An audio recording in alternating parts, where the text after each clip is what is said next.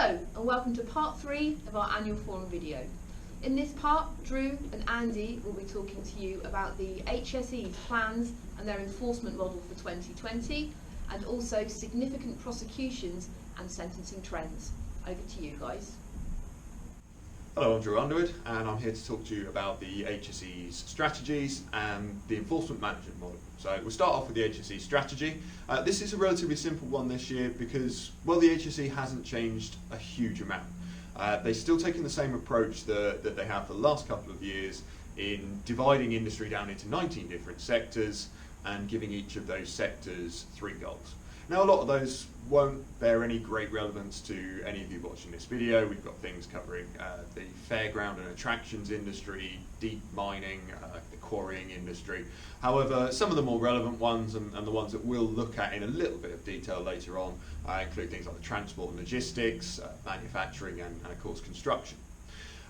So what the HCS has done is for each industry they've given it 3 main goals. The first one is an overall process goal, talking about what the HCS wants to improve. So that will be something very broad, sort of overlook, which might include things like improving the standard of engagement within a workforce or improving the rate of serious incidents within an industry. The second goal will always be a health goal.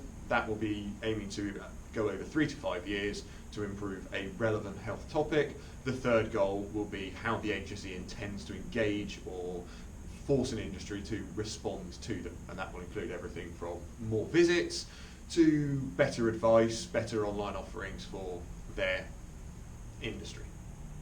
So the HCS is going to continue to focus on the high-risk industries. The HCS still doesn't have a huge amount of resources to allocate to going to try and see everybody, and what they plan to do is focus on specific industries, and what you're seeing is a direct quote from the HCS strategy. They're going to focus on the industries they think they can make the most difference, where they can get the most value for their investment. So that will be high-risk industries like construction and manufacturing, and also industries where they feel that there is a significant way to go, and that will include, again, those 2 industries plus the transport and logistics, waste and recycling, and to some extent also the public sector as well. We're going to see the HCS continue to focus on health. They've been very interested in health over certainly the last 5 years. That's been their focus rather than the accidents and the safety side of what they do. So health will continue to be a focus, and you'll see that in the plans for just about every industry in one way or another. Some of them will focus on several diseases, some of them on a single one, but it will definitely be in there, and you can guarantee for your industry there will be something that they want you to focus on in a health sense. The third one is a slight change in strategy in terms of how the HCS intends to engage with companies. For many, many years they've always thought the best way to do this is to get with the very large companies in each sector and hope that all the information filters down to the smaller companies. As far as they think, they believe that they've sort of exhausted that strategy, and now they're going to be focusing much more on trying to engage with smaller companies, those with 50 people or less. So many of you will need to be aware that the HCS is going to be trying to engage with you an awful lot more. 2 main ways they plan on doing it. Number one, by increasing their online offerings, and that will include templates, assistance, advice, and trying to make things a little bit easier to use. The second will be, as they term it, trying to engage with more active measures, which I think we can read into and say they will be trying to visit smaller companies more often. What you're seeing here now is just an example of 3 of the overall strategies for industries. We have transport and logistics, we have manufacturing, and we have construction. As you will see in all cases, a top overall goal, a health goal, and a goal for how the HCS intends to engage with that industry. If you want to know more about your industry, they're not very hard to find. Just go to the HCS website and just type strategy into the taskbar. Within a couple of clicks, you'll have found the information in your industry, and it will help you to prepare yourself a little more and understand what the HCS is going to be looking at if and when they do visit your workplace. Okay, the next thing I want to talk about is something called the HCS enforcement management model. It's quite an important document, but it's not one that very many people will ever see. It's not one that you kind of know exists unless you went actually looking for it. And what the enforcement management model is how HCS inspectors are expected to make decisions on your site. And this is quite useful for us because it can help us to try and encourage an inspector to be slightly less lenient. By understanding what they're supposed to be looking for, we can sort of tailor how you respond to them and how we deal with them when they actually come to your workplace. So there's 7 stages they go through. The first is the simple stage, and that's what's known as enforcement priorities. But really that's them looking around your workplace and finding problems. That's their investigation, their hazard perception, and their risk analysis to some extent. The next phase is to assess those risks, to decide whether they think they're very serious, whether they think they're minor, whether they're simple legal compliance but not dangerous, or whether they are something that needs to be dealt with. At this stage, if they believe that it's something that needs to be dealt with straight away, you will be getting a prohibition notice. There's very little can be done about that. So once they've decided and they've gone past that phase, they will, in whatever case, go to the next phase. That next phase is a gap analysis, and that consists of them checking with how bad was your mistake against what did the law require. And in very simple terms, the bigger the gap, the more likely that you're going to end up with a serious consequence from them. Once they've done this, the next phase is to come up with their initial enforcement expectation, and all that means is deciding what they think at this stage is going to be done with you. There's 5 real levels it could be. It could be absolutely nothing. It could be a letter with a charge attached to it. It could be an improvement notice, a prohibition notice, or in very serious cases, prosecution. At this stage, they will have a good idea of what that's going to be. The next thing that they will do is then look at something called duty holder factors. And this is complications that your business might present. So do you have a previous incident history? Have you been dealt with by the HSE before? And this is where we can really make the difference, because one of the questions here is, do they get the confidence that you are taking this seriously? We've got to understand that these HSE officers are looking to ensure that when they leave your business, you are going to deal with what they want.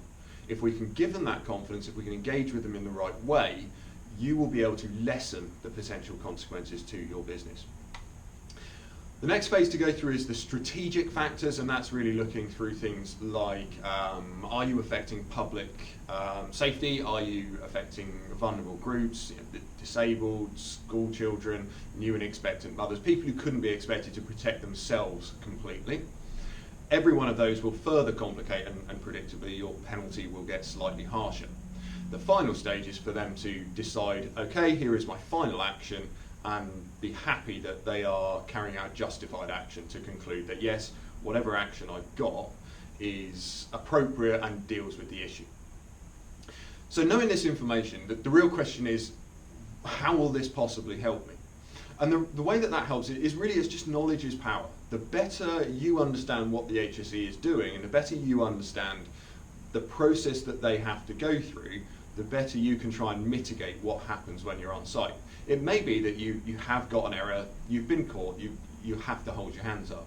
But by giving the HSE officer confidence that they can use the more lenient measures on that management model, you will be able to minimise the potential consequence to your business, both in terms of fines and in terms of disruption. Really, it's giving that HSE officer confidence that you are dealing with those problems, that they're not going to have to come back in 6 months' time and deal with the exact same thing again and justify why they didn't give a harsher penalty there. So if we understand our business and understand what the HSE is looking for, we've got a very good chance of minimising potential consequences from them. Next up is Andy Strugnall to talk about significant prosecutions and the sentencing trends over the last year. Now, if you're regular readers of our monthly newsletters, you will see that fines for health and safety breaches are very much on the up. We've discussed this before at previous annual forums. But 3 years on, how are things looking? Well, in accordance with Section 120 of the Coroners and Justice Act of 2009, the Sentencing Council issued a definitive guideline. This guideline applies to all organisations and offenders aged 18 and older who are sentenced on or after 1st of February 2016, regardless of the date of that offence. As a result, there have been a considerable uplift in the level of fines and custodial sentences, whether an injury has occurred or not. So let's discuss some of these examples, some of which are countrywide, some of which are a bit closer to home. We're talking about an incident regarding unsafe working at height. Now, a director of a construction company received a suspended prison sentence after failing to comply with prohibition notices and for carrying out unsafe work at height during some roofing work on a new build property. The HSC visited the site on 2 occasions earlier in the year, both resulting in prohibition notices and improvement notices. A further visit in the summer resulted in 2 further prohibition notices. The company failed to comply with these prohibition notices following a further visit by the HSE, and they also failed to take suitable and sufficient steps to prevent falls. The director pleaded guilty to breaches under the Work at Height regulations in the Health and Safety at Work Act, and the director was sentenced to 8 months imprisonment, which was suspended for 2 years. He was also sentenced with 200 hours of unpaid work in the community and ordered to pay costs in excess of £5,000. Now, the HSE only issue prohibition notices when there's a significant risk of serious injury, and failure to comply is considered a very serious offence. Remember, no injury was sustained as part of this incident, but the sentence demonstrated the potential that was there for a very serious incident to happen. If you ignore recommendations issued by the HSE, then as you can see, they can be severely punished. The second example is a demolition project. A company was fined £500,000 after a father of 2 was killed when a reinforced slab collapsed underneath him during a demolition project. Now, the labourer had alerted the supervisor whilst doing some cutting work that the steel reinforcement had made the structure unsafe, and the demolition was halted at that point. However, the supervisor went against that and ordered the removal of props supporting the remaining slab, and in less than 10 minutes the slab had collapsed.